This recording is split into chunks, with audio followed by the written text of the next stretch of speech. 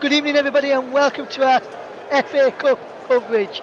It's the final game of FA Cup Round 1. It's Bracknell Town against Ipswich Town in the FA Cup first round. You've just heard the draw, if you was on our previous stream, to see who these two sides would get if they prevailed to the next round. And we've got our man Nicholas Jones standing by to guide you through all of the important action, to tell you who is lining up and to guide you through the game this evening. Should be a fantastic match. Bracknell in the non-league with Ipswich Town in League One.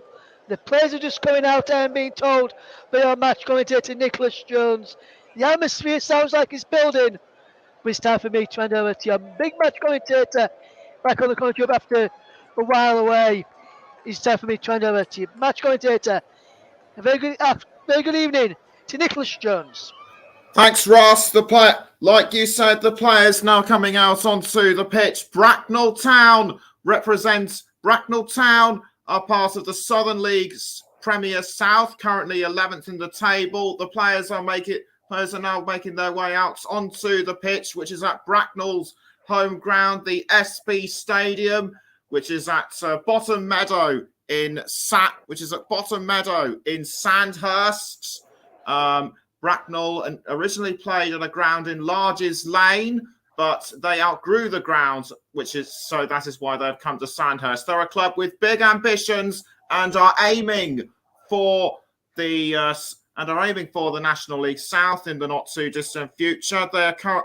And it is their first time in the first round of the Cup since 2000. They lost 4-0 against Lincoln City away on that occasion. So maybe one or two local listeners may well remember that day 22 years ago. They've only won twice in the last 5 league matches, but they are on a 9-match unbeaten streak in all competitions. And their road to where they are now in the first qualifying round, they won 4-1 against Harrow Borough. In the second qualifying round, they drew 2-2 against Chesham United, but won the replay at home 3-0. In the third qualifying round, they won away 3-0 against Yate Town, and the fourth qualifying round, a shock in its own right. They won 2-1 against National League North side Banbury United. They only just came out of the most recent league match was on the 2nd of November against Winchester City, where they won 2-1 away. Cameron English and Liam Ferdinand were the scorers, although Ferdinand is non-starting. As for Ipswich Town, Cup winners in 1978, currently second in League One. We'll go through the rest in a moment or two. The players now gathering around for a minute's silence. But before we throw to that, anyway, the last of the Ipswich players are now coming on there, so we will now have the minute's silence at the SB Stadium very shortly. There goes the captains, and everyone else are wishing of a good luck. Our referee is Charles Breakspear, who is experienced at EFL level. He's mainly officiated matches in Leagues 1 and 2 this season. And we now pause for the minute's silence.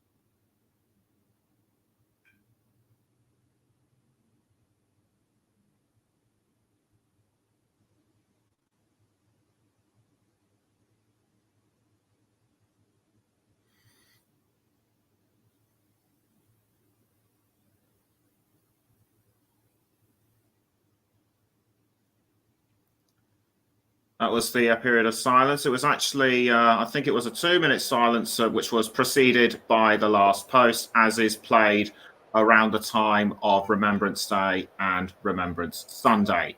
And we can now move back onto the game, and we can now go through the formations very quickly, starting with Bracknell. In goal is number 1, Michael E. Cotts. Number 2, Jack Dean. Number 3, Ethan Burden. Number 4, Anthony Cheshire. Number 5, the captain, Daniel Bayliss. Number 6, George Knight. Number 7, Gary Abisogan. Number 8, Ashley Lodge. Number 9, Jordan Esprit. Number 15, Cameron English. And number 20, Max Herbert. For Ipswich, in goal is number 31, Václav Vlasky. Number 44, Janoj Donacian. Number 2, Richard Kioff. Number 15, Cameron Burgess. Number 24, Kane Vincent Young. Number 12, Dominic Ball. Number 5, the captain, Sam Morsey. Number 29, Carl Edwards. Number 30, Cameron Humphreys. Number 19, Caden Jackson. And number 9, Freddie Ladapo. Jordan Esprit is the top scorer for Bracknell with 14. And Bracknell also has 2 managers, unlike Ipswich. Jamie McClurg and Carl Withers, recently appointed after a stint at nearby Binfield. They've also been successful in cup competitions themselves. They took Binfield to the FA Vars final in 2021. Speaking of the FA Vars, Bracknell reached the Vars quarterfinals as far back as 2018. But back to the here and now, it'll be Ipswich to kick the game off. Ipswich wearing blue and white, Bracknell wearing red and black, and away we go at the SB Stadium for the first FA Cup first round of the night of the time, and it's Bracknell that are in early possession. Ipswich try to hold on, but Bracknell still managed to control the ball. That was great ball play towards their goalkeeper, Michael E. Cotts. But Ipswich are quickly taking it back. It's now with Cameron Burgess. Burgess passing to a teammate. Couldn't see who it was, and now it's gone back. And now the ball has gone back around the defence. Bracknell still hungry for the ball. Ipswich players and management, and even Kieran McKenna himself has said that Bracknell are a side not to be underestimated. An early throw into Bracknell, but the ball is now with, I think that was Jordan Esprit, but quickly nicked by Ipswich. Now it's gone back towards Bracknell. Bracknell need to get to the ball quickly if they are to find a chance of causing an upset, but it was quickly cleared up by Ecott. Now it's gone back to Hadluchki. Hadluchki passing the ball around for Ipswich. It's still with Ipswich. Now it's with it looks like it was with Freddie Ladapo for a moment. Now it's being passed around. I think a couple of Ipswich midfielders were hungry for it as well. Headed away by George Knight for Bracknell, and it's looking very, very tight between these two right now. Very little to choose between them at the moment, as what looked to be Cameron Burgess trying to hold on to the ball, but just about passes to Kyle Edwards. Edwards now towards, I think that was Sam Morsey. Now back to Edwards. Edwards back towards Morsey now. Just over 2 minutes up in play. Bracknell 0, Ipswich 0.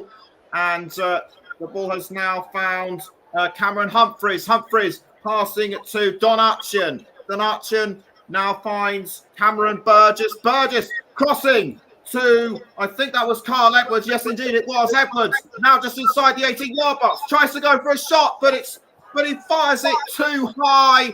And Edwards knows it. The look on his face is something on the lines of, I wish I'd gotten my accuracy right. But that was a good effort nonetheless by Kyle Edwards. And it's an early goal kick for Bracknell to be taken by Michael E. Cotts.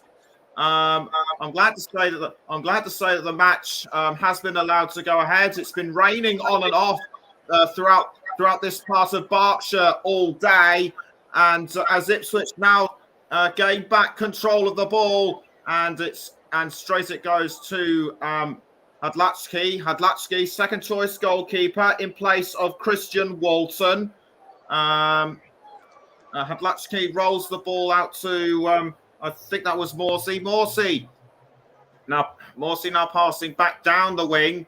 The Tractor Boys need to try and get through Bracknell as quickly as they can.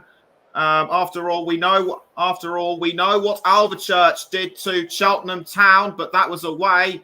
Can Bracknell pull off something miraculous here at home?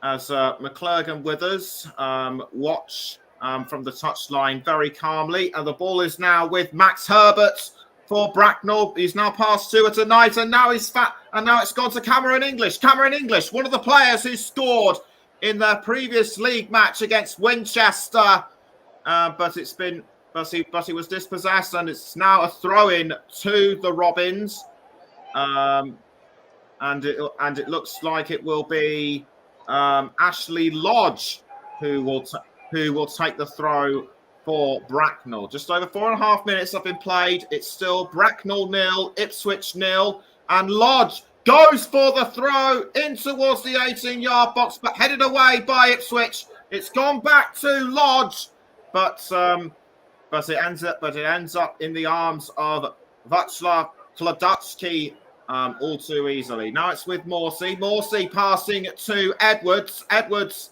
now back to Morsey, or was it? No, it looks like it was. No, it might have been Burgess, or was it? No, I think it was Dominic Ball. Yes, it was. It was Dominic Ball. That was actually a tackle by Esprit on Ball, a nasty shove in the back. But Ball was able to keep going. Now it's a nice pass by Burgess towards, I think that was Morsey. Throw in to Bracknell, or should I say Ipswich? It'll be Edwards to throw, and he's actually found. It was actually someone throwing to Edwards. Edwards now just outside the 18-yard box. The ball tries to cross the ball in, but Bracknell gets to it just in time. They lose it to Ipswich now, and I think that was Esprit on the Ipswich captain, Morsey, or was it? I'm going to check. I'm going to try and do a check to see if it was, and I have a feeling it wasn't. It might have actually been Cameron English that did that, and it's now back with Ball. Ball now for Ipswich. He's passed up the wing to, I think that might have been Kane Vincent Young. Now it's back with Burgess. Burgess trying to cross forward to Vincent Young, and he's done that. Vincent Young now inside the 18-yard box. Bracknell defend, and the ball is now gone to Gary Abisogan. Abisogan, look at Abisogan. He's just trying to take on the ball, but he tries to find a pass to Esprit, but Esprit just couldn't get to the ball in time. Esprit should have reacted sooner, in my view. As Ipswich calmly deal with what just happened inside goal. As Richard Keough now passes the ball around to Morsey. Now he's found Edwards. Now straight to Burgess. Back down the wing to Richard Keough. Keough now under pressure from Esprit, but Keough calmly passes to Burgess. Remember, whoever wins tonight will be at home to Buxton in the second round. As Michael Ecott now picks up the ball inside the Bracknell goal. He gets ready. He takes a few steps back. Gets ready to kick the ball out, which he does. He manages to clear it. Was aiming for Jordan Esprit, but well headed by Ipswich, and it's now back with Bracknell. It's now with Herbert. Herbert tries to pass down the wing to Jack Dean, who almost takes it off Edwards. Edwards passing to Vincent Young. Bracknell player has gone down, and I think that might have been. It's all happening. It's all happening at the SB Stadium right now as Ipswich now try to regain control of the game, but Bracknell appears to be having none of it so far. Bracknell, despite being 105 places below Ipswich, they're holding out really well against the side chasing automatic promotion in League One. So fair dues to them. 8.5 minutes gone. It's still Bracknell 0, Ipswich 0, and it looks like it'll be a long-range throw to Ipswich. Kane Vincent Young will be the man to take the throw, which he does. He throws to Edwards. Now it's back to Vincent Young. Now Morsey crossing to, I think that was Richard Kioff. Kioff now has the ball for Ipswich. Now it was with Freddie Ladapo, but a foul on Ladapo. I think that might have been by Max Herbert, or was it George Knight? I'll have to check and it was in fact Anthony Cheshire that caused that. So whether he'll get a yellow card or not remains to be seen. That didn't look worthy of a card to me. So he's lucky to get away with that. Free kick of throw-in, I should say, once more to Ipswich. It'll be Vincent Young to take the throw. Vincent Young to take the throw-in again for Ipswich. We're coming up to 10 minutes at the SB Stadium. It's still Bracknell 0, Ipswich 0. You're listening to the Commentary Hub with Nicholas Jones and Russ Vernon. We're also live on the Commentary Hub too, JB Sports, Storm FM, and we're also live on our Twitch channel as well, as Bracknell now have the ball back as Ethan Burden tries to cross to Esprit, but Esprit was too far away from the ball. He should have come closer, in my view. We're still yet to see what Esprit and the like can really do, as they've shown quite a lot of times throughout this season in the Southern League. As Cameron Burgess deflects the ball away. It's going to be a long-range throw this time to Bracknell, and the Robins need to take advantage of the throw as quickly as they can. When the ball goes into the 18-yard box, it enters the 18-yard box, but it's quickly deflected back out. It's now back in the 18-yard box, headed away by Richard Kioff. But Bracknell still take it back through Herbert, and it's now with Kioff, and the ball has once again sailed over the side, and Bracknell now have a chance for another throw. Bracknell have really taken it to Ipswich. And so speaking of Bracknell, there was almost a chance for someone to be close to goal, but it was George Knight, but I think he might have been tugged in the back of the shirt. So not very sporting by Ipswich, in my view. And a corner given to Bracknell in the 12th minute. Can the home side cause something special by getting themselves in front? The ball goes into the goal area, but it was deflected away by Ipswich just in time. And Ipswich can breathe a sigh of relief. That was almost the opening goal for Bracknell. It looked at, but Ipswich can thank Janoi Donarchen for sparing their blushes. It looked like it was going to be either Anthony Cheshire or somebody to put the ball in for Bracknell. But the ball is now out for what looks to be a throw-in, and That was the incident that was an incident which I didn't see just now, which involved Freddie Ladapo. The Bracknell fans clearly not happy. And after 13 minutes, it's still Bracknell 0, Ipswich 0. A free kick now to Bracknell Town. And the hand is being raised. The ball goes towards the 18-yard box, and Ipswich get to it.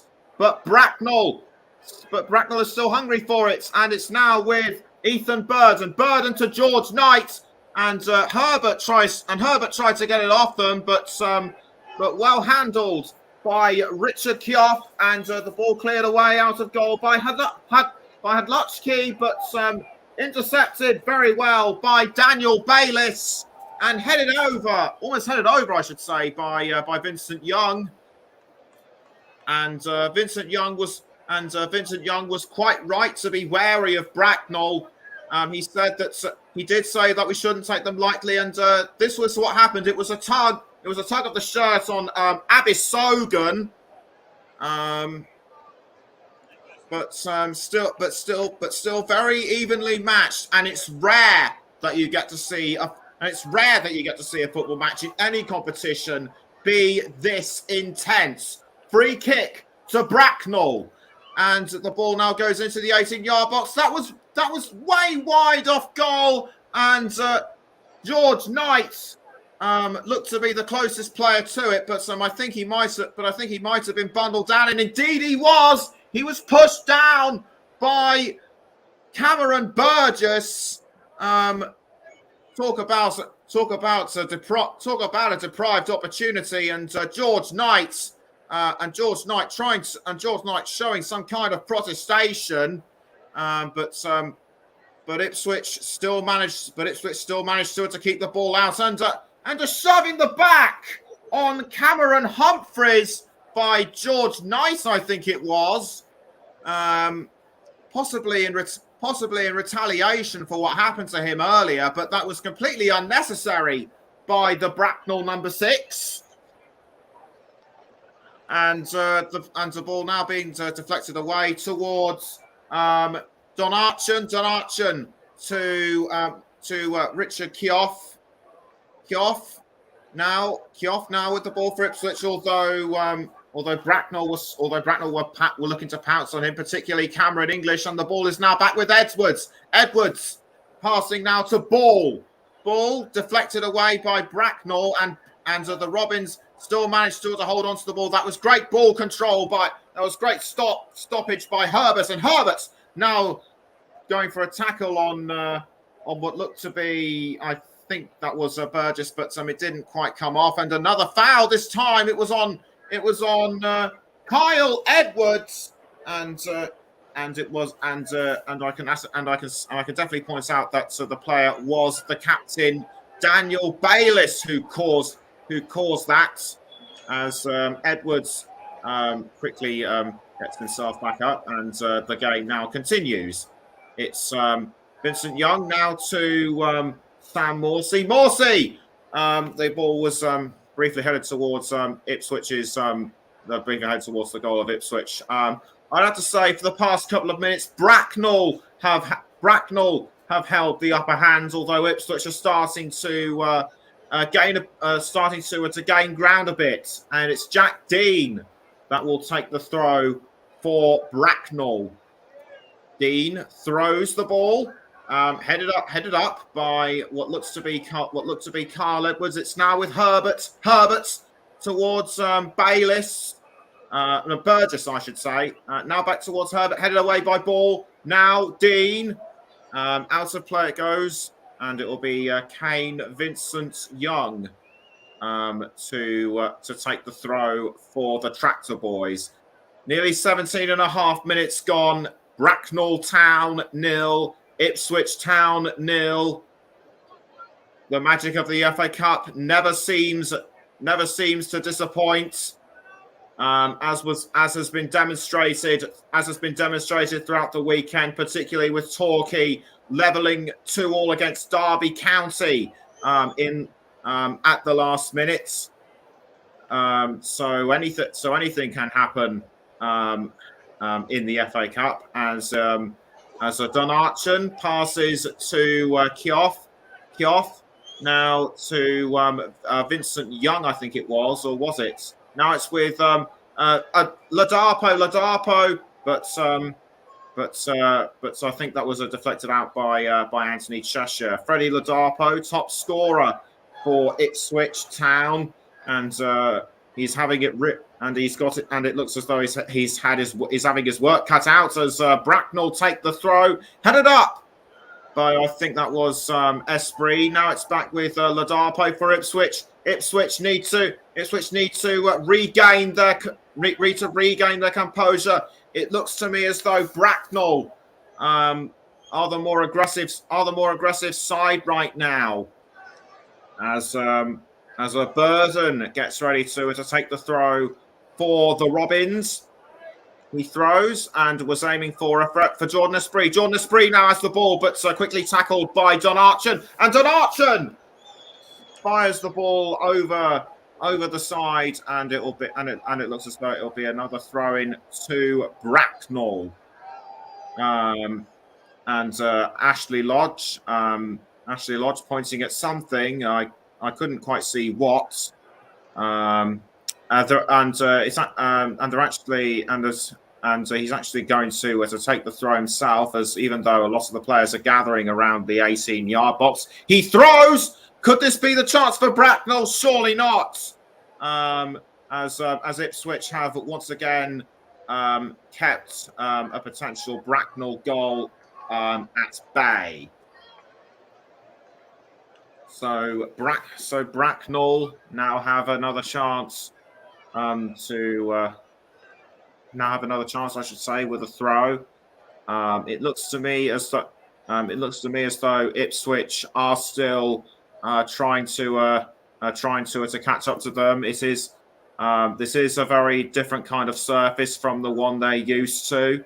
As Burgess now passes the ball around to Vincent Young. Vincent Young under pressure from George Knight, but well held by Ipswich, and foul which has just occurred between Knight and Cameron Humphreys.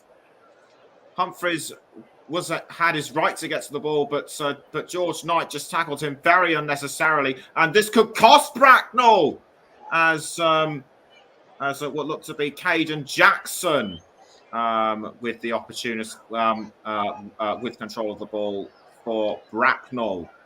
And Kane Steinborn Buss, the Bracknell chairman, he's liking what he's seeing right now. But it's a corner to Ipswich. Can the Tractor Boys get the goal in? And the answer is no. It was easily dealt with by Michael Ecott, and Bracknell can breathe again.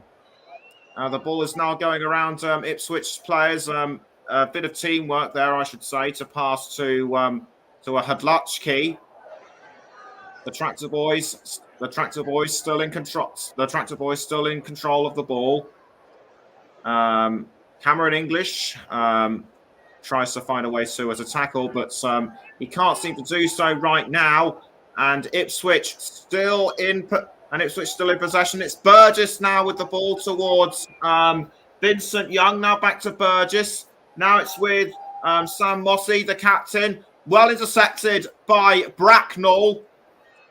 And it's now with ball. Now it's back with Bracknell. Is it going to be taken by Herbert? No, or English. English tries to get control of the ball, but loses it to Morsey. Morsey passing to Burgess. Now back towards Freddie Ladapo. Ladapo under pressure from Anthony Cheshire, but Ipswich do really well. But Ipswich do really well to hold off Cheshire's advances. It's now a throw-in to the Tractor Boys, and it will be Caden Jackson that will take the throw, which he does, and it's now with and it looks to be now with Edwards. Yes, indeed, it is Edwards. Now he's passed it to Dunarchan. Dunarchan crossing into the goal area, but any Ipswich player that was there should have taken the opportunity, and they didn't. Someone from Ipswich could have easily headed it in, but they acted as though it was nowhere. And Jack Dean now to take the throw for Bracknell. We're just over 23 minutes have been played. It's still Bracknell 0, Ipswich 0, and a couple of and I wouldn't be surprised if a couple of former Bracknell players from the day when they lost to Lincoln City are there as well. It looks like one of them might well be, but a foul has just occurred, which I did not see. That was a tackle on Caden Jackson by, I think that was Jack Dean, and Jack Dean, unsurprisingly, given a yellow card. So the first yellow card of the game goes to the home side, and that's not what you want, and that's not what they want. It's now back with Pladaci for Ipswich. Now it's gone out towards Cameron Burgess. Now he's passed to Sam Morsey. Morsey now towards Ball, and Ball back towards Morsey. Morsey now passing to Kyle Edwards. Edwards trying to cross, but tackled by Bracknell as English tries to gain control of the ball. He does well to hold off Dunarchan, at least for now, and it's a throw-in by the looks of it to Bracknell.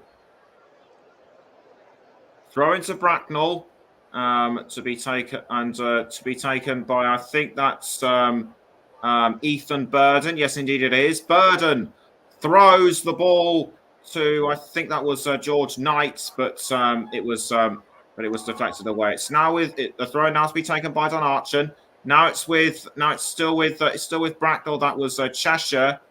Now Ecott. Now Ecott tries to kick the ball towards Esprit, but well held by Ipswich. Still 0-0 after just over 20. Still 0-0 after nearly 25 and a half minutes. And you're listening to the Commentary Hub with myself, Nicholas Jones, and Russ Vernon. Cameron Burgess now with the ball for Ipswich. He's passing up the field to Richard Keough. Now back to Burgess. Now it's with Edwards. Now back to Burgess. Burgess passes down the wing to, so I think that's Richard Keough. Keough crosses to, tries to find someone up forward, but Bracknell were able to tackle that one. Ipswich quickly snatch it back as Sam Morsey now passes to Burgess. Now Kyle Edwards. Edwards doing well to hold on to the ball. He's passed towards Morsey. Morsey trying to hold off Ashley Lodge, but again he knew what to do, and that was to pass to a teammate. So good ball control by Morsey. Now he's passed to Dominic Ball. Ball to Dunarchan. Dunarchan now finding Caden Jackson, and Jackson in towards the 18-yard box. That was almost a goal-scoring opportunity, but denied by Bracknell. Bracknell are doing very, very well against Ipswich at home. And this, considering that this is a side they've never met before, as the ball now goes out of play for a throw-in. 27 minutes gone. Bracknell 0, Ipswich 0, and Kira McKenna looking on intently. And a stat that will be of no comfort to Ipswich whatsoever is that they have only won 2 out of their last 23 FA Cup matches, and they haven't been in the third round since the 2009-2010 season. So this is something that they will really need to put right. As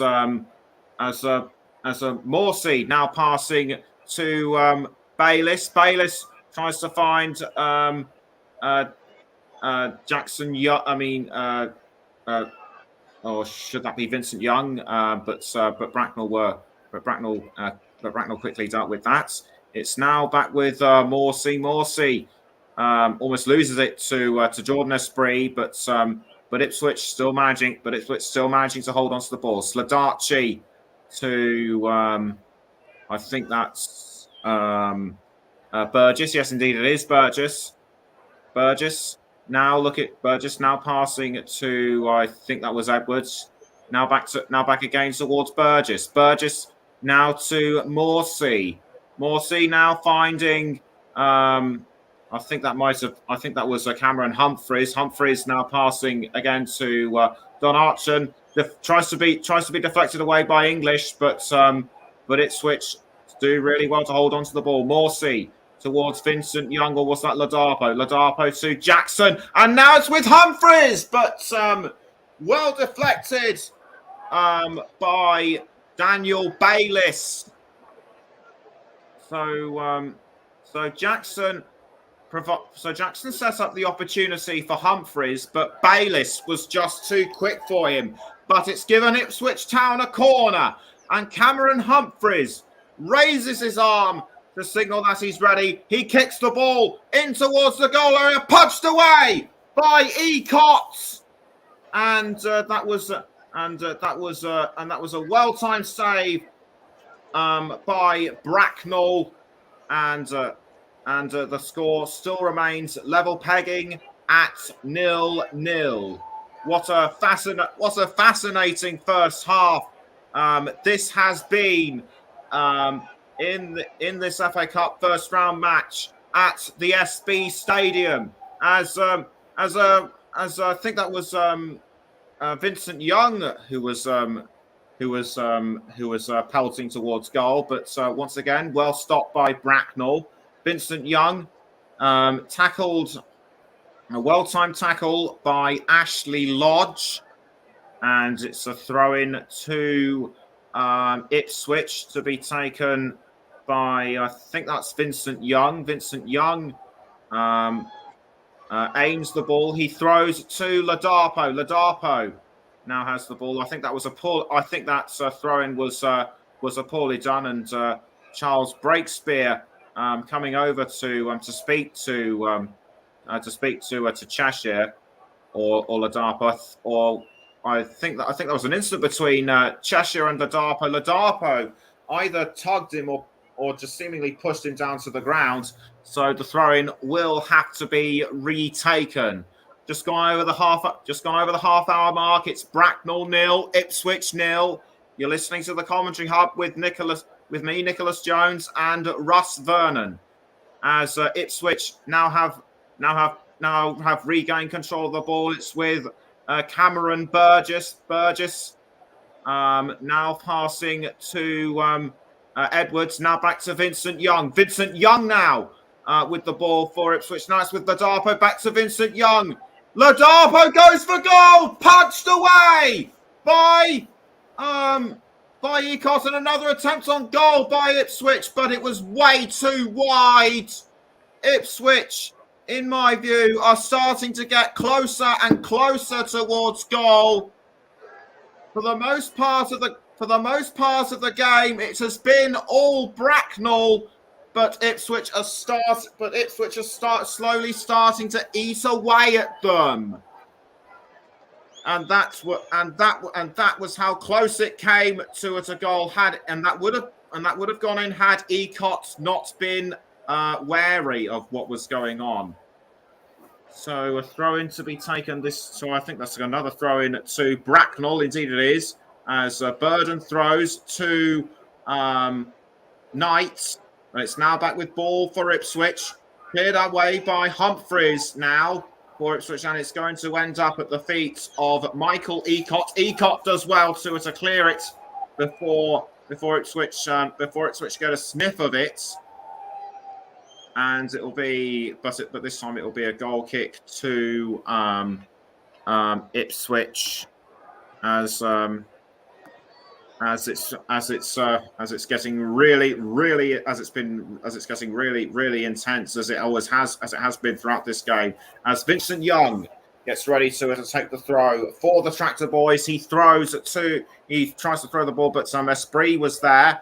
Esprit was dispossessed. Should have held onto the ball a bit longer, in my view. And the ball is now found.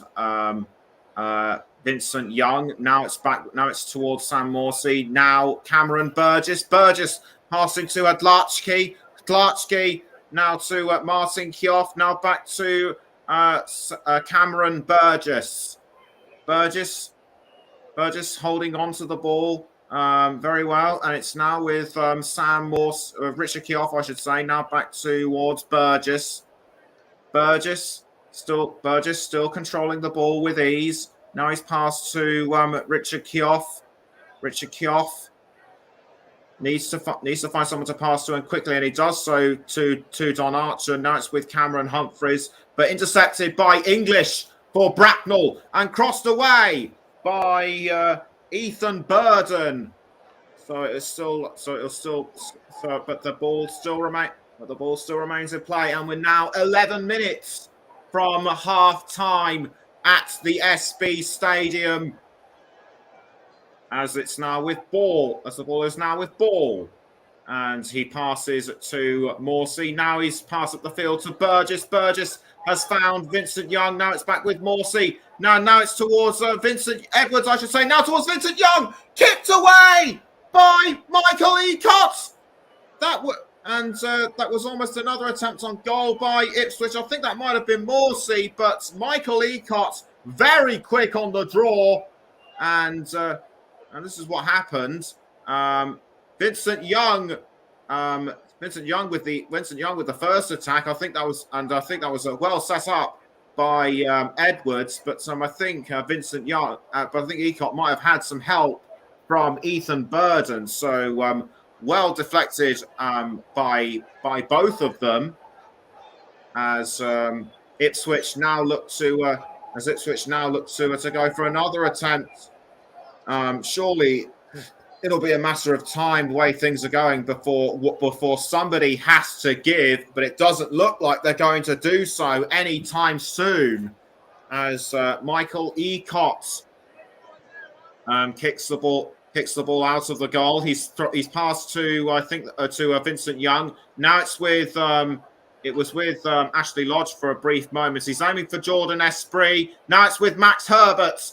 Herbert trying to hold off the advances of Morsey. He managed to pass to Lodge, and now towards Dean. Bracknell still in control of the ball and it's now with Herbert. Herbert passing to, I think that was Lodge, but well tackled by Ipswich. Dean tries to get the ball back for the Robins, but can't do it. Ladapo towards Vincent Young. Now it's with, I think that's Gary Abisogan, but he loses it to Burgess. Now it's with Sam Morsey. Morsey back towards Burgess, and Burgess manages to cross forward to Ladapo, but he loses it to Bayliss, and Bayliss pushed in the back by Ladapo. That was very unnecessary, completely uncalled for by the Tractor Boys' top goal scorer. I'm surprised he didn't get a yellow card for that. So we've now got less than 10 minutes until half time. It's still Bracknell 0, Ipswich 0. As Ecott gets ready to take the indirect free kick, which he does towards, I think that was Dean, but Dean got his angles all wrong, and the ball has gone out for a throw-in. Was it an Ipswich player that sent it on? I think it might well have been a Tractor Boys player that got the last touch, which I didn't see in real time. So it looks to me as though it'll be a Bracknell throw-in this time, and the throw-in quickly taken by Bracknell, and Esprit has been bundled down to the ground by, I think that was Vincent Young, indeed it was, and the players now gathering inside the 18-yard box. Well, it looks like it'll be a free kick now to Bracknell, and this is the critical time now for Bracknell Town. If they somehow manage to pull off something special with this free kick, then that could well be the first goal of the game. Bracknell get ready to take the free kick. It looks like Max Herbert will be the man to take the free kick for Bracknell. He composes himself, takes a few deep breaths. He kicks the ball into the goal area, headed away by Richard Keough. Now it's with Keough once more, and Ipswich. And just goes to show that neither Ipswich nor Bracknell are willing to concede. So it looks as though so the way things are going, this game could well go to a replay at Portman Road. But I'm sure the FA Cup romanticists will want to see Bracknell pull something pretty special and miraculous out of the hats and score against Ipswich. As remarkable as that might be, we should not discount Ipswich's style of play, how they've been doing tonight, seeing as they've been getting closer and closer to goal throughout the past 15 or so minutes. With the ball, he loses it to Abisogan. Abisogan sends the ball out of play, and it's now an Ipswich throw to, I think that's Edwards, but he loses it to Jack Dean. Ipswich have taken the ball back. It's now with Freddie Ladapo, and that was the closest anyone's come to scoring. It just whistled past the post. How unlucky could you get? And Ladapo, I think someone might have got in Ladapo's way. I think it was a momentary slip up that cost him the goal. So with 4 minutes to go, so it's 5 minutes to go, I should say, until half time, it is still anybody's game right now. As Ecott manages to clear the ball out of, send the ball away from the goal, and it's now a throw-in to Bracknell, quickly taken by Burden. Burden to Ashley Lodge. Lodge to Jordan Esprit. Was aiming for I think that was English, Cameron English, but nothing doing so far, and it'll be a throw into Bracknell to be taken by Lodge. Lodge throwing to, I think that was Jordan Esprit, but defended really well that time by Ipswich. Another throw in to Bracknell. They've got to make something out of it this time. They've been threatening to score all game. And it's now with Jordan Esprit, although he has to defend from Caden Jackson. He's doing that just now, but Jackson has taken the ball back at the last moment, and it's gone out of play once more. What does Jordan Esprit have to do to catch a break here tonight? As Ashley Lodge gets ready to take the throw, which he does, as Lodge throws the ball in towards the goal area, it's headed by Herbert, back towards Lodge. Was aiming for somebody, but I think Cameron Humphreys did well to get in the way. So with now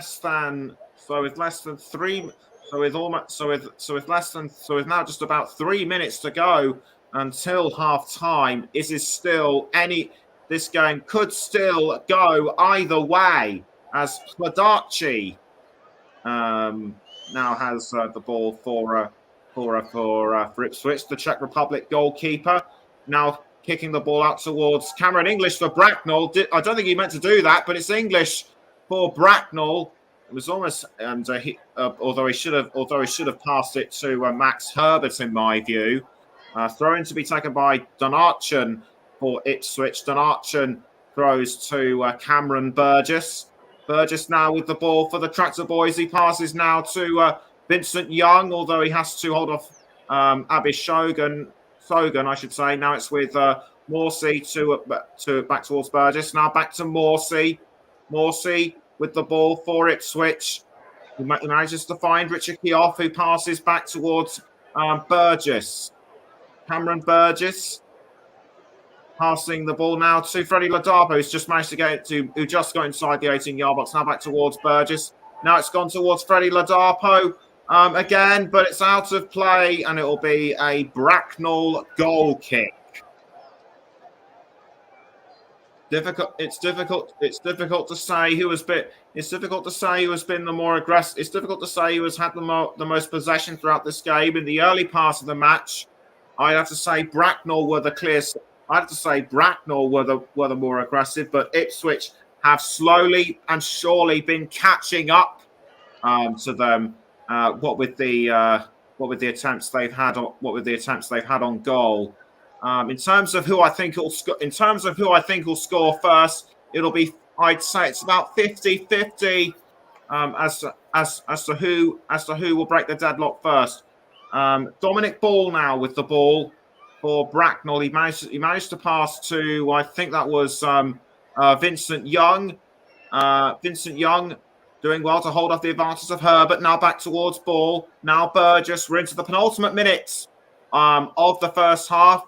Burgess now for Ipswich. Now it's with Kane. Vincent Young. Vincent Young does really well to hold off Abisogan. Now it's back with Sam Morsey. Morsey now with the ball for Ipswich. Now it's straight towards Burgess. Burgess passing to Vincent Young. Now back to Morsey. Now it's with Richard Keough. Now straight back to Morsey. Keough again. Now Burgess. Burgess now running with the ball towards goal. He managed to pass to Caden Jackson. A minute has been added on, and Ipswich need to make that minute count if they are to get the ball into the goal. But as I said at the start of the game, Bracknell are a side not to be underestimated, and the Robins have certainly shown that throughout this game. And it's now Jordan Esprit with the ball for Bracknell. He passes to Abisogan. Abisogan towards English, but it just bounced off the side netting, and he's gutted. Gary Abisogan did really well to get the ball, did really well to try and set the ball up, but he just couldn't find somebody in the box. And as a result, things still stay level pegging. I think that's the closest Bracknell have gotten to scoring. But Don Archer now passing to Cameron Humphreys. Is this the chance for Ipswich? We've now gone over the added period of the added minutes, and it's now with English, and there goes the whistle signalling the end of the first half. What a game this has been! Neither side have been willing to concede an inch throughout this game. Bracknell started off the stronger side, but Ipswich have just pulled back at them, and judging by the performance from what we've seen, we should be in for a cracker of a second half. Half-time score at the SB Stadium: Bracknell Town 0, Ipswich Town 0. Thank you very much there to Nicholas Jones. 0-0 at the break, and Bracknell and Ipswich have put on a show for us this evening. Both teams going for it, and both teams having the chances. But as Nicholas says, as it stands in the break, is Bracknell 0, Ipswich Town 0. So with the half-time score there, then let's run you through some of the scores around the country from today then in the other matches taking place. We'll start in the National League North, where Bradford Park Avenue 1, Peterborough Sports 0 is the scoreline there. In the National League South, it's currently Chelmsford City 0, Dover Athletic 0 in first half stoppage time. This is the only FA Cup game taking place today, the final one of our featured matches from round 1. In the Premier League 2, some couple of results for some latest scores. The results, first of all: Leeds United 4, Newcastle United 2, Sunderland 1, Southampton 3. Also in Premier League 2, which is the under-21s league as well. 10 minutes to go, it's Chelsea 2, Tottenham 0. 76 minutes gone, it's Stoke 3, Derby 0. It's West Bromwich Albion 1, Nottingham Forest 4. Nottingham Forest down to 10 men. And it's West Ham United 1, Wolverhampton Wanderers 1. In the Professional Development League, which is also the under-21s for Football League sides. Some Football League sides may I point out though. It finished earlier on today. Wigan Athletic 1, Barnsley 6. And it's currently Hull City 1, Coventry City 0 in their under-21s game. 10 minutes to go in that one. In the Euro under-17 qualifying first stage, it finished Cyprus 1, Serbia 3. In the Liga Portugal, 20 minutes gone, it's Chaves 0, Santa Clara 0. And in La Liga, it's currently Real Vallecano 1, Real Madrid 1, 38 minutes gone in that game and 20 minutes gone in the Liga Portugal. Goal scored for Real Madrid for those interested. Luka Modric from a penalty after Comensa gave Real Vallecano the lead after just 5 minutes in that game. There has been some news which I can tell you about, which was broken this afternoon, and this morning as well. The draws for the next round of the Champions League, Europa League, and Europa Conference League. In the Champions League, it's a round of 16, but in the Conference League and Europa League, it's the playoff round. So we'll go for the Champions League first, which will tell you the round of 16 draw, and this is who has got who for you, and I can tell you who has got who as we just get it loaded up in front of me here for the Champions League. Is RB Leipzig against Manchester City, Club Brugge against Benfica, Liverpool against Real Madrid, a repeat of last year's Champions League final, AC Milan against Tottenham, Eintracht Frankfurt against Napoli, Borussia Dortmund against Chelsea, Internazionale Milano, Inter Milan against Porto, and Paris Saint-Germain against FC Bayern Munchen. In the Europa League playoff round, mouth-watering tie to kick us off. Barcelona against Manchester United. Juventus against Nantes, Sporting Club de Portugal against FC Midtjylland, FC Shakhtar Donetsk against Rennes, Ajax against Union Berlin, Bayer Leverkusen against AS Monaco, Sevilla against PSV Eindhoven, and Salzburg against Roma. In the Europa Conference League playoffs, just to tell you those matches, is Karabag against Ghent, Trabzonspor against Basel, Lazio against Cluj, Bodo Glimt against Lech Poznan, Braga against Fiorentina, AEK Locarno against Dnipro, FC Sheriff Tiraspol against FK Partizan, and Ludogorets against Anderlecht.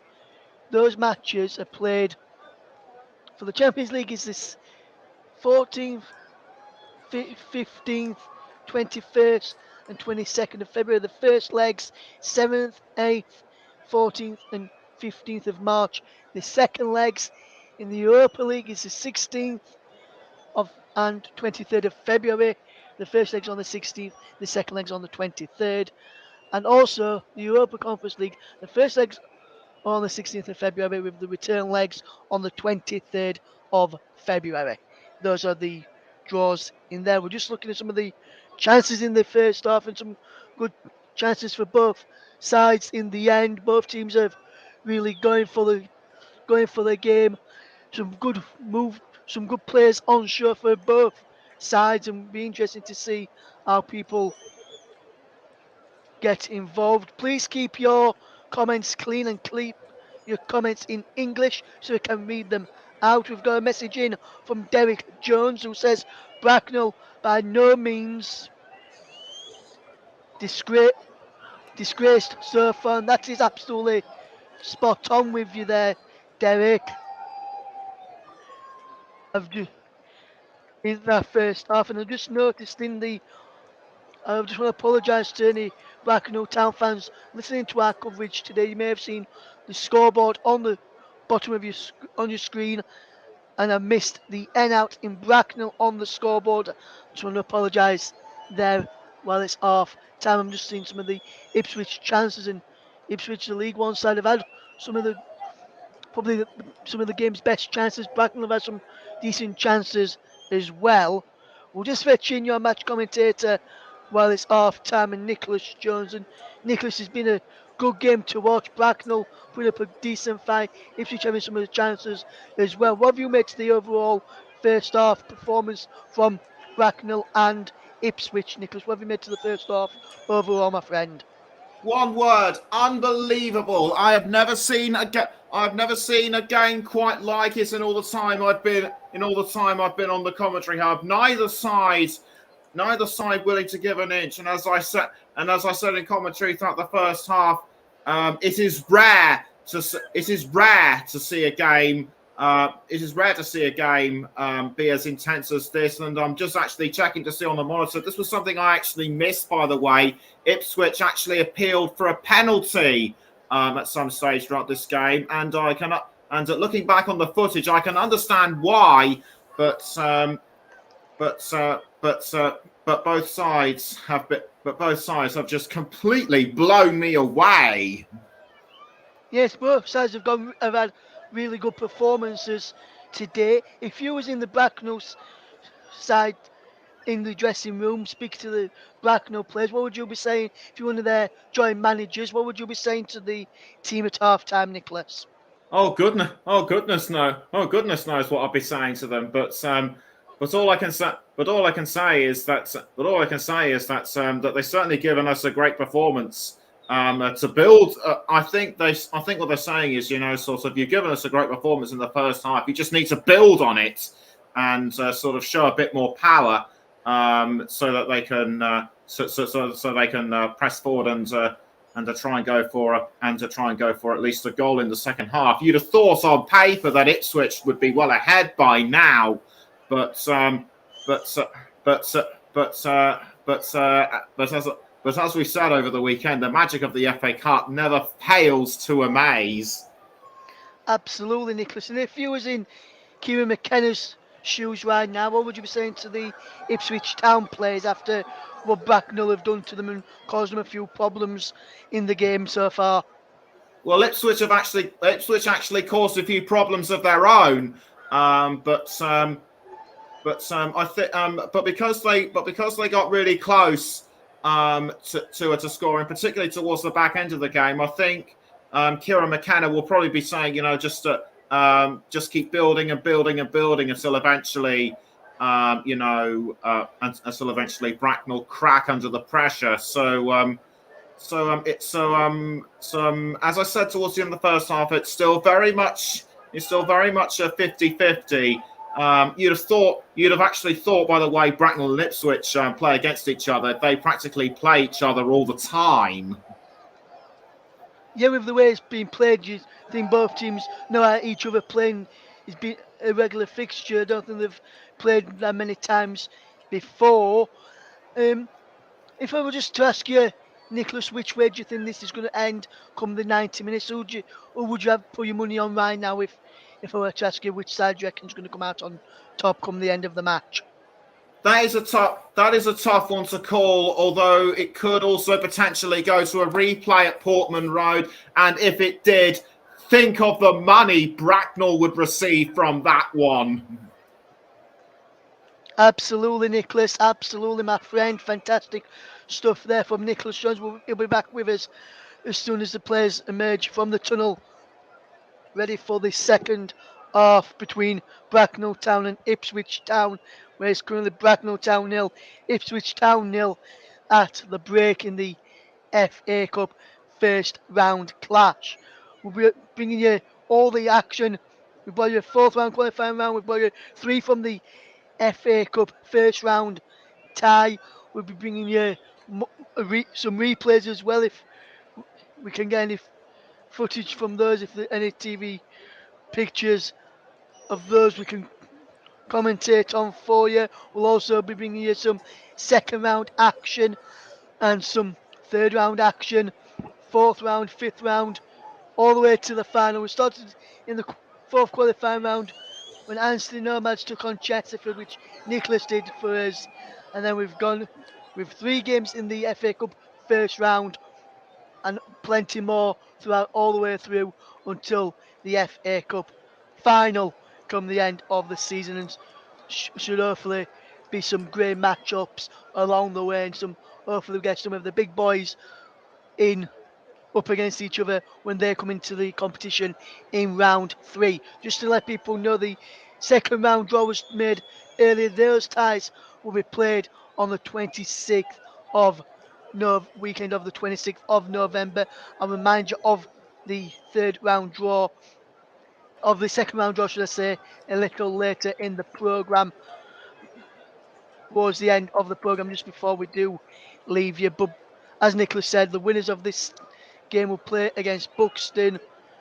And some news from the Premier League earlier today: Southampton sacked manager Ralph Hasenhüttl, and they've been granted permission to speak with Luton Town boss Nathan Jones, who will take charge of what could be his final game for Ipswich, for Luton, tomorrow against Stoke.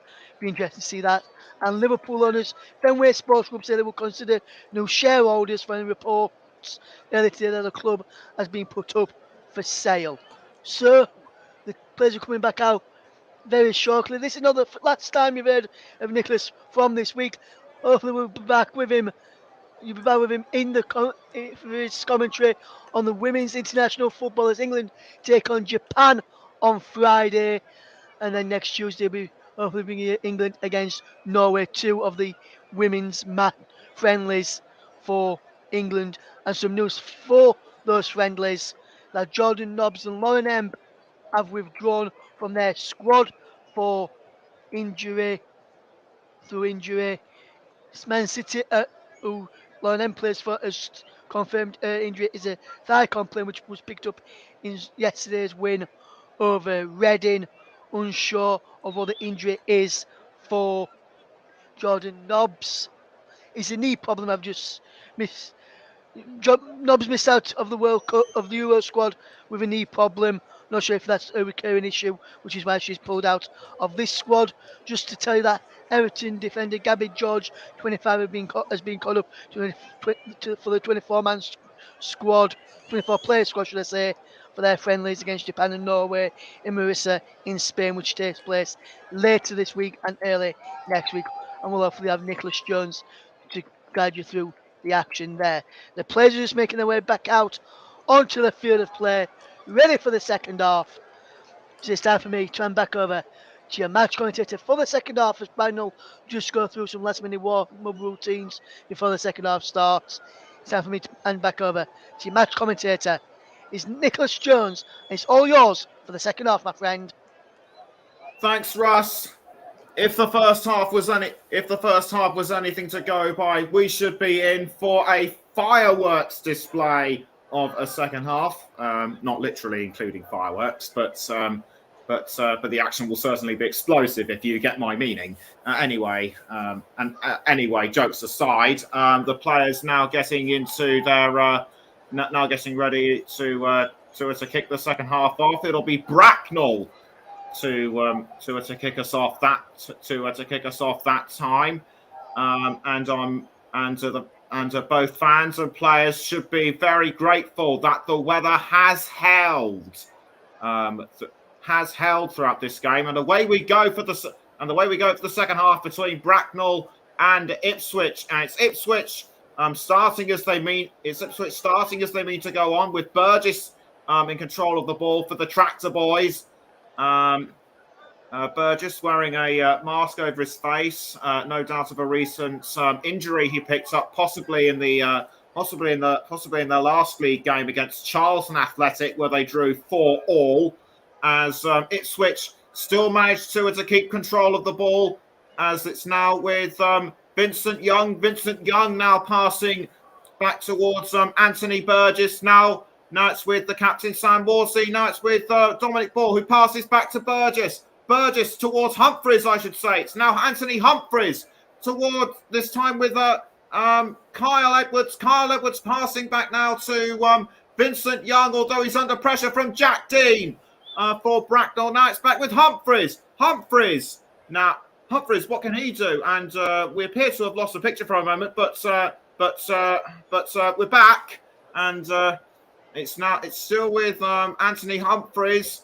Humphreys trying to find Vincent Young, but cleared away by Bracknell. It's now with Herbert. Herbert passing to Ashley Lodge.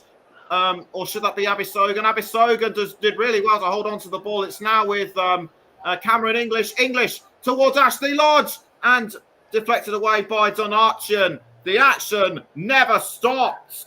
The action seems to have never stopped. At the SB Stadium. So a long-range throw-in to be taken by Bracknell. It's amazing what shows non-league clubs can perform, particularly the further they go along in the FA Cup. Lincoln City are living proof of this, having made the quarterfinals in 2017. But back to the here and now. It's still Ipswich in control of the game, and still managing to hold on to the ball after just over 2 minutes have been played since the game has been restarted. It's still Bracknell 0, Ipswich 0. Burgess still with the ball. He passes to Kane Vincent Young. Now it's straight to Carl Edwards, but Carl Edwards dispossessed violently, I should say, by Gabby Abisogan, and Carl Edwards appears to be winded. Abisogan tried to go for the ball. That was a really rough tackle by the Bracknell number 7. I think he trod on his leg there, but he's up on his feet. But judging by the look on his face, he appears to be wincing somewhat. So Ipswich have got to shake that one off very quickly as their players continue to press on towards goal. It's now with Freddie Ladapo. Ladapo now passing to Vincent Young. He should have kept control of the ball a bit longer. Otherwise, he could have had a chance at goal. Dispossessed by Bracknell. But Ipswich have taken the ball back through Dominic Ball. Ball now passing to Richard Kioff. Kioff now finding Vincent Young. Vincent Young now back towards ball. Kioff to Sam Morsey. Morsey under pressure from Max Herbert. Morsey doing really well too with a hold on. No half-time substitutions have been made, by the way. Humphreys towards ball now. Now it's gone back to Richard Kioff. Kioff now passing back towards ball, I should say. Now it's with Freddie Ladapo. Now towards Kane, Vincent Young, but well tackled from behind by Daniel Bayliss, and that was a great block by the Bracknell captain to halt what could well have been a clear-cut shot at goal. So Ipswich and Bracknell still refusing to give way, and that is just the sort of action that we want to see during a cup match that is as unpredictable as this. And need I remind you that Bracknell and Ipswich are separated by 105 places. So a goal kick to be taken by Ipswich Town. and Hledarchi, but this was intercepted by Bracknell. Now it's back with Ipswich. It's now taken by Cameron English. English entering the 18-yard box. He goes for a shot, but it's too high. It goes over the crossbar. He should have aimed a bit lower and been a bit closer towards goal, in my view, and that would have put Bracknell 1-0 up. Had he he very nearly scored for Bracknell in the first half as well. But had Bracknell got their opportunities right, they could well have been 2-0 up by now. But Ipswich could well have gotten that goal towards the end of the first half, and so the score, in my view, could well have been 2-1. But as it stands, it's still Bracknell 0, Ipswich 0 in the 51st minute. And you're listening to the commentary hub with Nicholas Jones and Russ Vernon, and it looks like it'll be a free kick to Bracknell. And yes, indeed it is. It's an indirect free kick to be taken by the Bracknell goalkeeper, Michael Ecott. Ecott takes a few steps backwards. He's got the ball into the position that he wants it to be. He kicks it forward, is aiming for, I think that was Jordan Esprit, but cleared away by Ipswich. And out it goes for a potential throw-in. And it will be, I think, Ashley Lodge to take the throw, which he does. Burden almost had it. Now it was aiming for, I think, Max Herbert, but Ipswich do really well to keep it out of play. Now it's with Max Herbert for Bracknell. Herbert trying to hold off Dominic Ball, but failing to do so. He manages to get the ball back though after a rebound. He passes to Cameron English. English tackled from behind by I think that was Jackson. Now it's gone back to Bracknell. And across from the side towards Abisogan, but that was deflected away by Strips. Abisogan has the ball back for the Robins now. He crosses, but it goes over the side. And a round of applause from both managers, Jamie McClurg and Carl Withers. Carl Withers has experience of managing at Bracknell. I think he has managed this club before. Anyone listening with knowledge of Bracknell, get in touch, please. As Bracknell now have a corner. They couldn't do anything. They couldn't convert anything from a couple of corners they had earlier on in the first half. Can they change it this time round? Max Herbert will be the man to take the corner for the Robins. Herbert composes himself, and I think that was a request for a new ball, actually. Something didn't go right, which is why it has to be taken again. Herbert kicks the ball in towards the 18-yard box, head away by, I think that was Don Archon, and Ipswich can breathe another sigh of relief, and it still remains 0-0 between Bracknell and Ipswich at the SB Stadium. Ashley Lodge takes the throw for Bracknell towards Jordan Esprit. Esprit, this could be interesting, but he was tackled from behind by Freddie Ladapo, and it will be another corner to Bracknell. Can't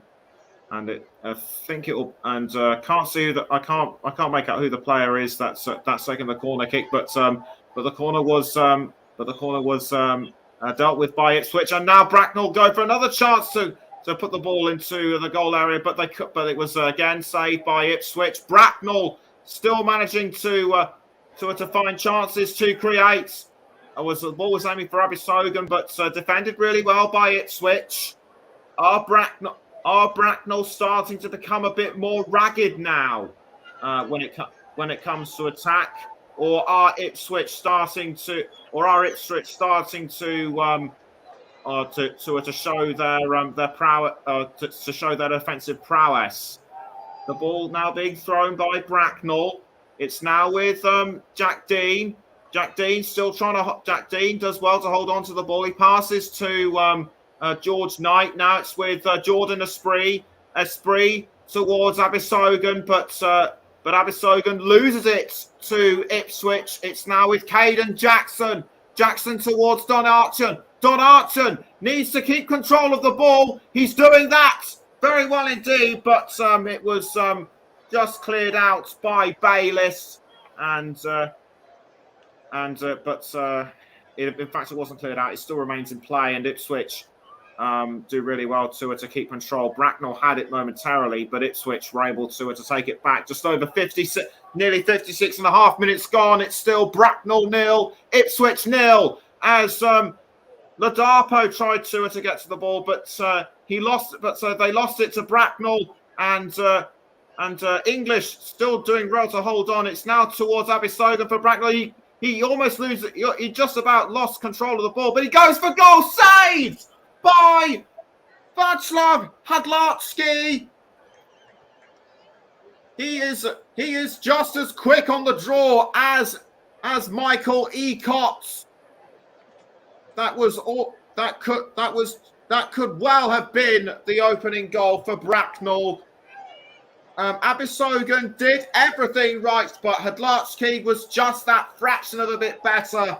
And Ipswich now take advantage of Bracknell's disappointment to get in the lead themselves. It's now I think with Jackson.